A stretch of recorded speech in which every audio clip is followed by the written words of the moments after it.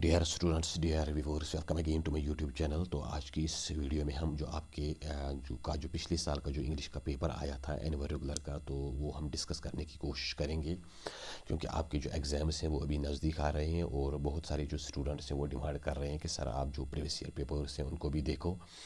और जो कि आपके जो पेपर पैटर्न या जो क्वेश्चंस हैं या जो आपका एक जो सिलेबस है उसमें एक चेंज लाई जा रही है पिछले कई सालों से, और ख़ासकर जो न्यू एजुकेशनल पॉलिसी है तो उससे ये चीज़ और भी ज़्यादा इसमें एक रिफॉर्मेशन लाई जा रही है। और इस साल ज़्यादा एक्सपेक्ट हैं, क्योंकि हमने देखा कि जो अभी सिलेबस में बहुत सारी जो चेंजेस लाई जा रही हैं कि आपका जो पेपर आएगा वो रिलेटिवली डिफ़िकल्ट होगा और थोड़ा बहुत डिफरेंट भी होगा। तो इस चीज़ को समझने के लिए आप जो प्रीवियस ईयर्स पेपर्स हैं उनको ज़रूर देखिए। इससे आपको एक अंडरस्टैंडिंग आपकी बन जाएगी कि जो एग्ज़ाम में पेपर्स आते हैं वो किस टाइप के आते हैं और आप कैसे उनको सॉल्व कर सकते हो। तो यहाँ पर मेरे सामने जो आपका जो पिछले साल का जो पेपर है इसमें अगर हम देखेंगे तो मैक्सिमम मार्क्स आपके 80 हैं।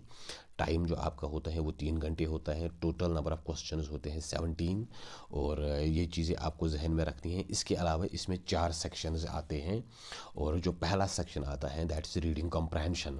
जैसा कि 8th या 10th 11th 12th में ऐसे यही पैटर्न आता है।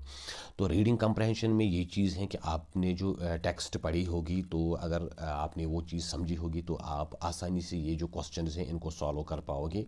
लेकिन इसमें ये भी है कि ये लाजिमी नहीं है कि जो आपका पैसेज आएगा, पैरा आएगा या कोई पोइम्स से कुछ स्टेंजाज आएंगे वो आपकी टेक्स्ट बुक से ही आएंगे। तो इसमें से जो कुछ पैसेजेस आते हैं वो आपकी टेक्स्ट बुक से ही आते हैं, लेकिन ये ज़रूरी नहीं है कि हर पैसेज आपकी टेक्स्ट बुक से ही आए।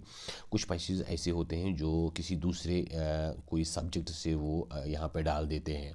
तो अगर हम यहाँ पे जो पहला क्वेश्चन देखेंगे, read the extract from the poem and answer the question that follow. यहाँ पे एक एक्सट्रैक्ट दिया गया है, एक फ्रैगमेंट एक पोइम से लिया गया है।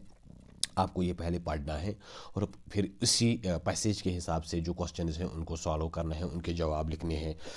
तो पहला जो यहाँ पे है, जो आपकी पोइम है and evening wet with rain, ये जो लाइन्स हैं ये उसी पोइम से ली गई हैं। My feet are cold with water seeping through my shoes, my eyes are heavy with sleep और is it fever, the ground is very slippery there is no place to stand, the mind is exhausted looking for some spot to rest. तो ये जो आपकी जो वेदपाल दीप की जो poem है and evening wet with rain, तो उसी से ये जो लाइन्स ली गई हैं। अगर आपने ये पोइम समझी होगी तो आप आसानी से फिर ये जो क्वेश्चंस हैं उनको सॉल्व कर पाओगे। फॉर एग्जांपल यहाँ पे जो है who has made the speakers feet cold, तो स्पीकर के जो पाँव हैं, जो यहाँ पे स्पीकर हैं या जो पोइट हैं उसके पाँव क्यों सर्द हो गए हैं। तो इसका जो आंसर है वो यहाँ पे है, my feet are cold with water seeping through my shoes. शायर के जो पाँव हैं वो इसलिए सर्द पड़ गए हैं क्योंकि उसके जो जूतों में जो पानी जो रिस रहा है, जो पानी उसमें दाखिल हो रहा है। And then there is what does his mind look for, शायर का दिमाग या उसका दिल क्या चाहता है। तो इसका जो आंसर है वो इस तरीके से है, the mind is exhausted looking for some spot to rest. शायर चाहता है कि उसको थोड़ी बहुत कुछ कहीं पे कुछ जगह मिल जाए, कोई स्पेस सी मिल जाए जहाँ पे वो कुछ देर के लिए आराम कर पाए। And then there is rhyme scheme in the poem, इस पोइम में कोई राइम स्कीम है। राइम स्कीम जो होती हैं वो यहाँ पे जो एंड लाइन्स जो होते हैं, एंड वर्ड्स, उनकी जो एक साउंड बन जाती है। यहाँ पे शूज़ हैं, फेवर है, स्टैंड है, रेस्ट है, इनमें कोई भी वर्ड दूसरे वर्ड के साथ जो एंड राइम होती है वैसा कुछ है नहीं।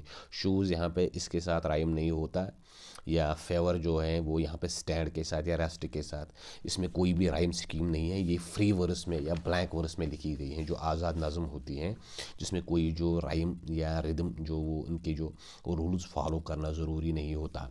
The feet of the point are wet with water, जो शायर के पाँव हैं वो सर्द पड़ गए हैं, किस वजह से, digest through his shoes because of this water seeping through my shoes. जो शायर के जो जूते हैं उनमें जो पानी जो वो रिस रहा है, वो टपक रहा है या दाखिल हो रहा है, तो इस वजह से जो शायर हैं उसके पाँव जो हैं वो सर्द पड़ गए हैं। तो ये एक पैसेज था जो आपकी टेक्स्ट बुक से लिया गया था। अब यहाँ पे एक और पैसेज है, लेकिन ये आपकी टेक्स्ट बुक से नहीं है। ये चीज़ आपको समझनी है कि वहाँ पे वो पैरा आएगा, पैसेज आएगा, कोई वो किसी भी सब्जेक्ट से वो डाल सकते हैं। We who are outlaws not long so ago, ये जो पैसेज हैं ये आपकी जो लेसन है नेल्सन मंडेला की, उससे लिया गया है। लेकिन इसके बाद में यहाँ पे एक और पैसेज है, ये देखिए आप, ये कोई साइंसी कोई जर्नल है, कोई मैगजीन है, उससे लिया गया है। क्योंकि यहाँ पे जो जेनेटिकली मॉडिफाइड ऑर्गेनिज्म, जो जेनेटिकली मॉडिफाइड क्रॉप्स हैं, उन पे ये बेस्ड है। दैट मीन्स ये कोई साइंस से रिलेटेड टॉपिक है जो यहाँ पे आपके इस पेपर में डाल दिया गया है। लेकिन इससे पहला वाला जो पैसेज है, ये आपकी जो लेसन है नेल्सन मंडेला की लॉन्ग वॉक टू फ्रीडम, तो उसी से ये लिया गया है। वही who were outlaws not so long ago have today been given the rare privilege to host the nations of the world on our own soil. We thank all our distinguished international guests. ये यहाँ पे जो Mandela कह रहे हैं कि हम पहले आउटलॉज थे, हम बागी थे, और अभी हम यहाँ पे दुनिया के बड़े जो नेशंस हैं, उनके जो लीडर्स हैं, उनको यहाँ पे वो प्रिविलेज है हमारा कि हम उनको होस्ट कर रहे हैं, मेज़बानी उनकी कर रहे हैं। We thank all our distinguished international guests for having come to take position with the people of our country. हम इन सब जो डिस्टिंग्विश्ड गेस्ट्स हैं, तो उनके हम शुक्रगुजार हैं कि वो हमारे लोगों के साथ यहाँ पे आए हैं, और उनके साथ एक इजहारी यकजहती के तौर पे after all is a common victory for justice. क्योंकि हमारी जो कामयाबी है, ये हमारी ही नहीं बल्कि जस्टिस, इंसाफ की कामयाबी, फॉर पीस, अमन की, एंड फॉर ह्यूमन डिग्निटी। इंसानी जो इक़दार होते हैं, जो इंसानी एक रेस्पेक्ट होता है इंसानियत की, तो उस सब की यहाँ पे जो वो मंडेला बात कर रहा है। We have at last achieved our political emancipation.